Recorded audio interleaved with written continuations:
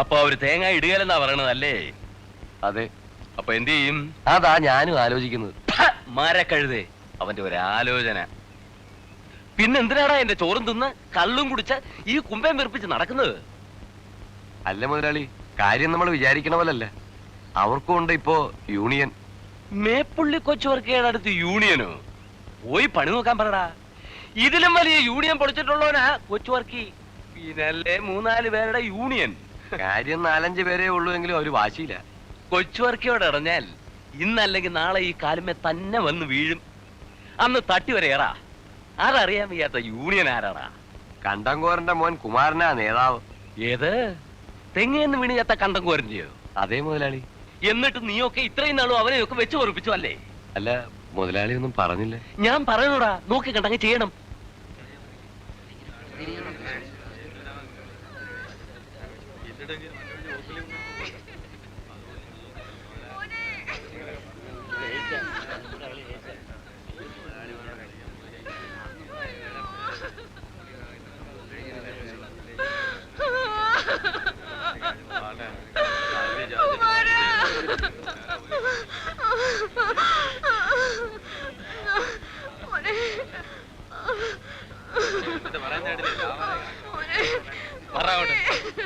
മാറിക്കേ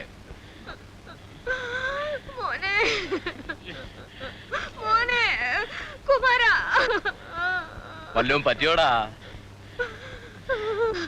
നീ വേണ്ടാത്ത പണിക്ക് പോകുന്നത് എന്തിനാ? തരക്കാരോട് മുട്ടിയാ പോരെ? വേലായതിന്റെ അടുത്ത് നിന്റെ നാക്കുകൊണ്ട് വല്ല കാര്യമുണ്ടോ?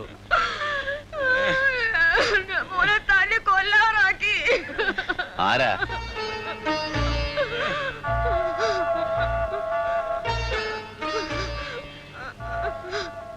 ആ സാരമില്ല, ആശുപത്രി കൊണ്ടുപോകും. ഇത് വെച്ചോ.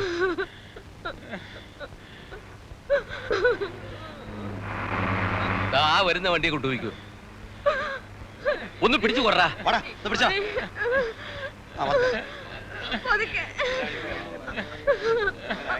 തല്ലുകൂടിയാണെന്നൊന്നും ആശുപത്രി പറയണ്ട.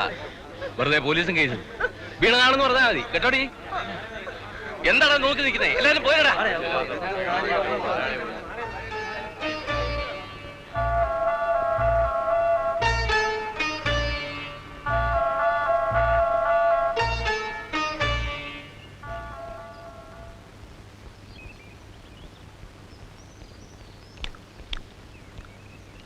എന്താണ്ടേ?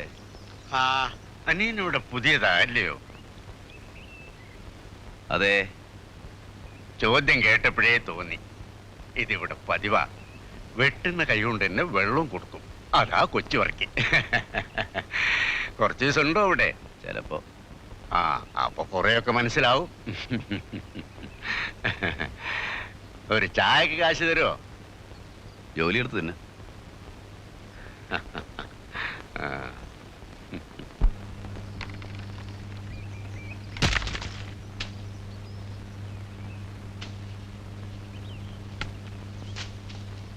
മുതലാളി, ചായ.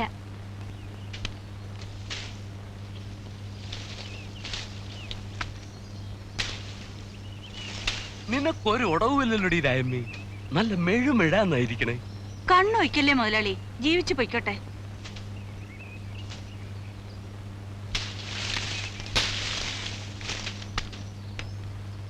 ഇവരുടെ സമരമൊക്കെ തീർന്നോ? എന്ത് സമരം? അവർക്ക് 2 തേങ്ങ വേണമെങ്കിൽ ഞാൻ കൊടുക്കരുത്. എന്തിനും എന്റെ അടുത്ത് വരണം. എല്ലാ ചെക്കൻ പറഞ്ഞ് പറ്റിച്ച ആ കുമാരൻ. അവൻ ആശുപത്രിയിൽ നിന്ന് വന്നോ? കുഴപ്പമൊന്നുമില്ല. എന്നാൽ 2 ദിവസം അവിടെ കിടക്കട്ടെ. ചെറിയ പനിയുണ്ട്. അതിനും ചെലവ് ചെയ്യാൻ ഈ കൊച്ചുവർക്കി മുതലാളി തന്നെ വേണം. ചെറിയ മീനിട്ടല്ലേ വാളയും തുള്ളിയും പിടിക്കണത്. ഒന്ന് നിന്നേടി. നിനക്കെന്താ ഇത്ര തൃപ്തി? കടയിൽ ആളുണ്ട് മുതലാളി. വാടി വീഴുന്ന തേങ്ങയൊക്കെ എടുക്കുന്നില്ലേ നീ? അത് നീ കണക്ക് വയ്ക്കാനൊന്നും നിൽക്കണ്ട. സണ്ണിച്ചനോട് പറയുകയും വേണ്ട. അത് നിനക്കെന്റെ ഫ്രീ. തീർവായിട്ടും ആ പുരേ തന്നെ നീ താമസിച്ചോളാൻ പറഞ്ഞത്. ചില മനക്കണക്കുകളൊക്കെ കൂട്ടിയിട്ടാ.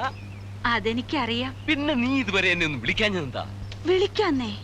ഇത് പറഞ്ഞു തുടങ്ങിയിട്ട് കൊല്ലം 3-4 ആ വഞ്ചിക്കാരൻ മാപ്പിളെ പോലെ നിന്നെ ഞാൻ ചതിച്ചിട്ട് പോയൊന്നുമില്ല. നിനക്ക് ജീവിക്കാനുള്ള വക ഞാൻ തരും. എന്നാ മുതലാളി എന്നെ അങ്ങ് കല്യാണം കഴിച്ചോ? അല്ല, അതെന്തിനാടി? നമുക്ക് രഹസ്യമായിട്ട് അങ്ങ് നീങ്ങിയാ പോലെ. അതാ മുതലാളി കുഴപ്പം. പലരും തോക്കുന്നത് അവിടെയാ. ഈ രഹസ്യക്കാർക്ക് ഞാൻ ഒരു സാധനം ഉണ്ടാക്കി വെച്ചിട്ടുണ്ട്, എല്ലാവർക്കും അറിയാത്. കൊല്ലൻ കുട്ടപ്പനെ കൊണ്ട് പ്രത്യേകം പറഞ്ഞുണ്ടാക്കിപ്പിച്ചതാ ഒരു വെട്ടുകത്തി. അതെടുക്കാൻ രാജമ്മയുടെ കൈക്ക് ഒരു ഉളുപ്പുമില്ല. ജയിലിലും ഇപ്പൊ 2 നേരം ചോറാന്നാ പറയുന്നേ. പിന്നെ രാജമ്മയ്ക്ക് എന്താ? പോട്ടെ.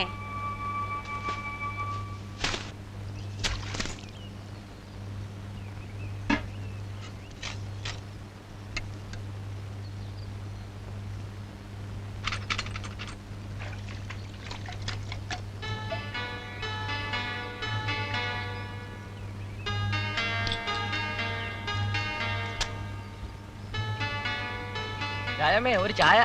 ആ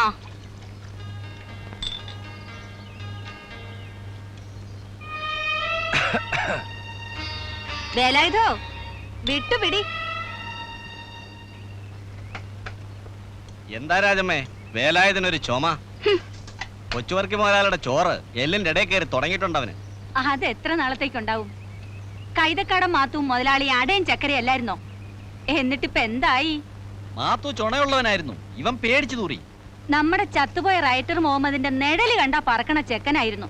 ഓ ഇപ്പം വലിയ കേടിയാത്രേ. പോലീസിന്റെ കുപ്പായം കണ്ട ഇപ്പോഴും അവ സ്ഥലം കാലിയാക്കും. വടക്ക് നിനക്ക് ഇതുവരെ എഴുന്നേറ്റ് പോകാറായില്ലേ? നേരെ വെളുത്തപ്പ തുടങ്ങിയ ഇരിപ്പ കീറിയിൽ നോക്കാൻ. പിന്നെ പുട്ടും കള്ളാരും കാണാത്തതല്ലേ, ഞാൻ ഈ പേപ്പർ നോക്കിയായിരുന്നു. നിനക്കിപ്പോ പണിയൊന്നും ഇല്ലേ പോയിന്നാ? നാളെ പോണം. 2 ദിവസമായിട്ട് ഒരു സുഖമില്ല, എന്താണാവോ? ഉവ്വ ഇവൻ പണിക്ക് പോവും. 2 ദിവസം പോയാ പിന്നെ 1 മാസത്തേക്ക് മേലനങ്ങില്ല. പിന്നെ ഈ കിറി നോട്ടം തെണ്ടിത്തീറ്റയാ. ഓരോരോ ആമ്പിള്ളേര് വേലയെടുത്ത് അന്തസ്സായി ജീവിക്കണം. ഇവൻ ഈ കുശുമ്പും പൗശന്യം പറഞ്ഞ് കവല നിരങ്ങണതാ ഇഷ്ടം. ഈ രാജമ്മ ചേച്ചിയുടെ നാക്ക്. ഞാൻ മീൻ പിടിക്കാൻ പോവാ. എത്രയായി? 1.5.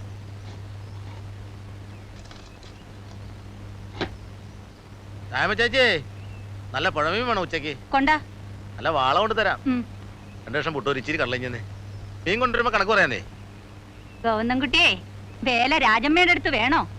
മീൻ കൊണ്ടെന്ന് തരുമ്പോ പുട്ട് നിന്നാ മതി കേട്ടാ. ചേച്ചി ഞാൻ പോവാ. കുറിക്കമ്പനികളൊക്കെ പൊളിയണമെന്ന് കേൾക്കണുണ്ടല്ലോ. നിന്റെ കമ്പനിയും പൊളിയോടാ. അതിന് ഞങ്ങളുടെ കുറിക്കമ്പനി അല്ലല്ലോ. ആ നാട്ടുകാരുടെ മുതൽ തട്ടിക്കാനും കരക്കാരുടെ കാശ് കൊണ്ട് കച്ചവടം ചെയ്യാനും കൊച്ചുവർക്കി വെച്ചൊരു വലയല്ലേ. അവന്റെ ഒട്ടുക്കൊത്തൊരു പലിശയാണ് കേട്ടോ. എങ്കി പിന്നെ കടവും ചോദിച്ചു വരണ എന്തിനാ? വേറെ വഴി വേണ്ടേ? രമേശ ആ. ടൗണിൽ പോണുണ്ടെങ്കി ഇത്തിരി വല്ലതും വാങ്ങിച്ചോണ്ട് വരണം കേട്ടോ. സൂക്ഷിച്ചോ, രാമൻകുട്ടി പോലീസ് പറഞ്ഞിട്ടുണ്ട്. ബ്രാൻഡ് കച്ചവടം ഷാപ്പുകാരാണ്ട് ഒറ്റി കൊടുത്തതാ. ആ അറിഞ്ഞ രാജമ്മേനെ നാട് കടത്തും. ഇടയ്ക്ക് വന്ന് അങ്ങേര് മോന്താറുണ്ട്, പേടിപ്പിക്കല്ലേ.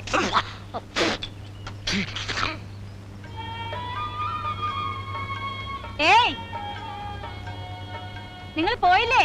വാ ഒരു ചായ കുടിച്ചിട്ട് പോവാം. ഹലോ, രവിയുടെ കൂട്ടുകാരനല്ലേ? അന്ന് ഞാൻ കണ്ടു. എവിടെയാ നാട്? നാടില്ല. നീ പേരുണ്ടോ ആവോ? ഉണ്ട്, ചന്ദ്രൻ. ചോദിക്കണതിൽ വിഷമം തോന്നരുത്. രവിയുടെ കൈ കുറച്ച് കാശുണ്ടായിരുന്നെന്നും അത് തട്ടാൻ വേണ്ടി ആരാണ്ട് ചെയ്തതാണെന്നും ചിലർ പറയുന്നുണ്ടല്ലോ. എങ്കിൽ ശരിയായിരിക്കും. നാട്ടുകാർക്ക് എന്താ പറയാൻ പാടില്ലാത്തത്? രാജമ്മേ പറ്റുമായിട്ട് തീർക്കാം. തീർത്തേക്കണം. എന്ന് പോവും? ഉടനെ ഇല്ല, ഇത്തിരി കാര്യങ്ങളുണ്ട്, അത് കഴിഞ്ഞിട്ടേ പോവും. ഇവിടെ വണ്ടിക്ക് സ്ഥിരം പണി വല്ലതും കിട്ടുമോ? പണിയൊക്കെ കിട്ടും. പുഴയിൽ മണലല്ലേ കിടക്കണേ. ടൗണിലേക്കുള്ള മണൽ മുഴുവൻ ഇവിടുന്നാ പോണേ. സണ്ണിച്ചന്റെ കൂടെ കൂടിക്കോ. പഞ്ചായത്തിൽ നിന്ന് അവനാ ലേലം വിളിച്ചെടുത്തിരിക്കണത്.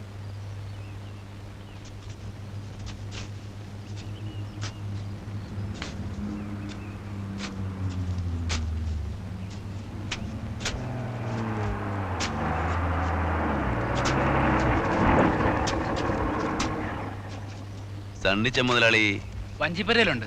അതാ അവിടെ.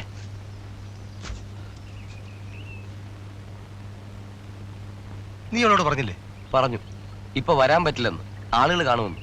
പിന്നെ ആളുകളുണ്ടങ്ങ് വിഴുങ്ങും. ഇവറ്റകളുടെയൊക്കെ ഡിമാൻഡ് കാണുമ്പോഴാണ്.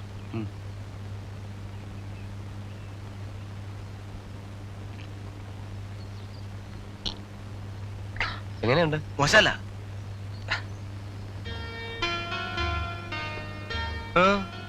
വണ്ടിക്ക് കുറച്ച് ദിവസത്തേക്ക് എന്തെങ്കിലും പണി കിട്ടിയേ കൊള്ളായിരുന്നു. അപ്പൊ ഇവിടെ തന്നെ കൂടാൻ തീരുമാനിച്ചോ? അങ്ങനെയില്ല, കുറച്ച് ദിവസം. ചന്ദ്രു എന്നല്ലേ പേര്? അതെ. മണൽ തരാം, വല്ല പാർട്ടി കൊണ്ട് അടിച്ചോ? എനിക്കിവിടെ ആരും പരിചയമില്ല. ഒരു കാര്യം ചെയ്യും, ലോൺ എടുത്തു. ടൗണില് മാത്യു പോൾ എന്ന ഒരാളുണ്ട്. ആരോട് ചോദിച്ചാലും പറഞ്ഞുതരും.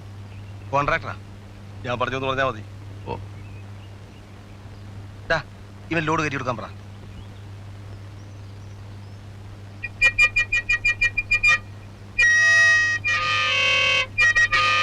എന്താടാ?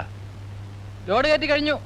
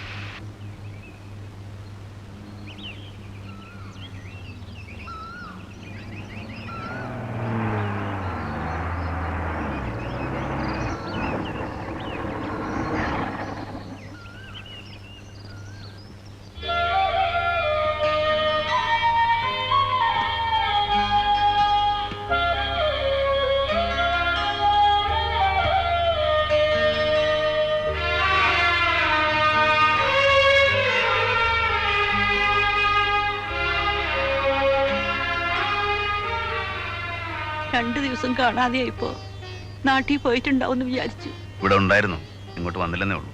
രമണി അവള് കിടപ്പ് തന്നെയാ. ഇങ്ങനെ മനസ്സ് നൊന്ന് കഞ്ഞി വെള്ളം കുടിക്കാണ്ടിരുന്ന ഉള്ളിലൊരു ജീവനുണ്ടെന്നുള്ള വിചാരം വേണ്ടേ? രവിയുടെ സാധനങ്ങളാ, എല്ലാം ഇതിലുണ്ട്. കുറച്ച് കാശുണ്ട്. വീട് കെട്ടണമെന്ന് വലിയ ആശയായിരുന്നു അവന്. അതിനുവേണ്ടി കൂട്ടി വെച്ചതാ.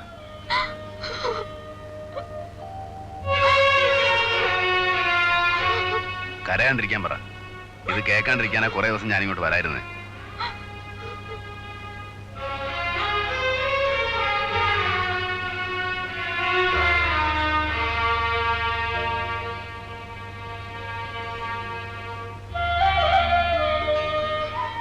എന്റെ രമണിക്ക് ഒരു വിഷമം ഉണ്ടാവരുത്.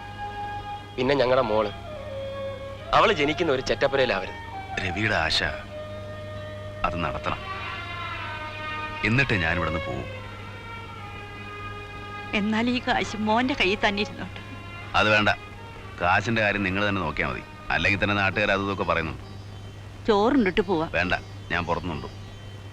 മോനെ, പോണത് വരെ ഉള്ളതിലൊരു പങ്ക് ഇവിടുന്ന് കഴിക്കാം. ഒരു പായ വിരിക്കാനുള്ള ഇടം ഈ തിണ്ണേമിലുണ്ട്. അതൊന്നും വേണ്ട. ഞാൻ പുറത്തുനിന്ന് എന്തെങ്കിലും കഴിച്ച് വണ്ടിയിൽ തന്നെ കിടന്നോളാം. അതാണ് ശീലം. ഏയ് അച്ഛനെ, ഹലോ. അച്ഛനെ ഒരു 150 വേണമല്ലോ. നല്ല തണുപ്പ്. കട പൂട്ടുന്നതിന് മുമ്പ് പണ്ടാരടങ്ങാൻ പാടില്ലേ? 50, 100 ഒന്നും അളക്കാൻ പറ്റില്ല. കുപ്പിയായിട്ട് വേണം. എന്നാ ഒരു അരയിട്. ബാക്കി ആളെ മേടിച്ചോ. ഓ,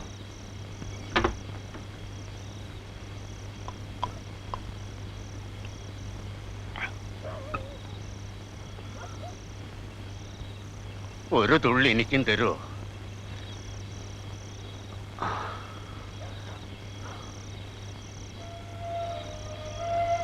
വല്ലാതെ തണുക്കുന്നു.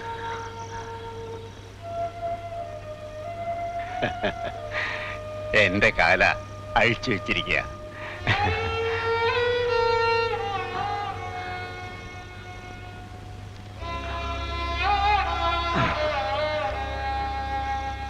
ചന്ദ്രു എന്നല്ലേ പേര്? ഇത്തിരി തരുമോ എനിക്ക്?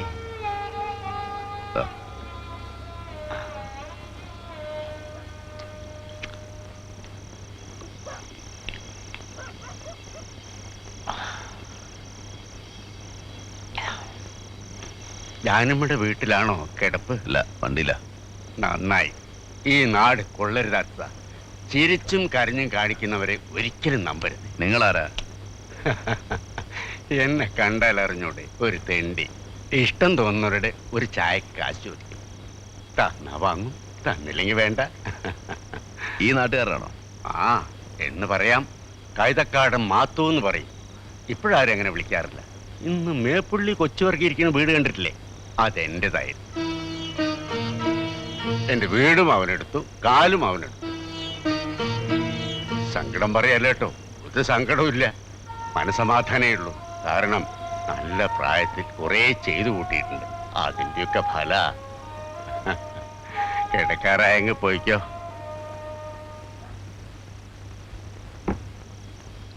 കുറച്ചാളുണ്ടാവും ഇവിടെ. അധികം തങ്ങണ്ട. ഈ നാടിനൊരു പെശകുണ്ട്. വെട്ടാ പിന്നെ വിടില്ല. അട്ട പിടിച്ചതുപോലെയാ. ആ